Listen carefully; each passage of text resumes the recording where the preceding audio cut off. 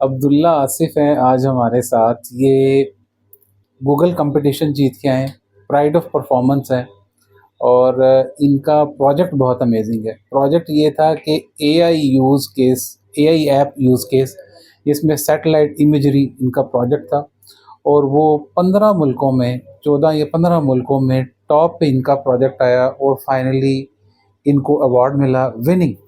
और ये लड़का देखें आप, कितनी एज आपकी? मेरी 19 अभी। 19 की एज में Google award winner is with us. तो ये है फिटनेस। अगर हम मेंटली फिट रहेंगे, फिजिकली फिट रहेंगे, तो फिर हम इस तरह के जवान हमारे निकलेंगे और वो पूरी दुनिया पे छा जाएंगे। तो बताओ अब्दुल्ला, आप इस प्रोजेक्ट के बारे में। ये बेसिकली सैटेलाइट इमेजरी से रिलेटेड, जियो स्पेशल डेटा से रिलेटेड प्रोजेक्ट था।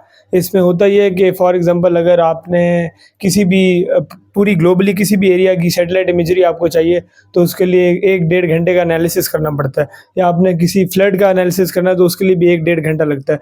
तो हमने बेसिकली इसको, जैसे चैट जीपीटी है, तो हमने chat GPT for satellite imagery या अर्थ ऑब्जर्वेशन एनालिसिस के लिए ऐप बनाई थी, जिसमें आप एक प्रॉम्प्ट के अंदर ये सारा डेटा निकाल सकते हैं।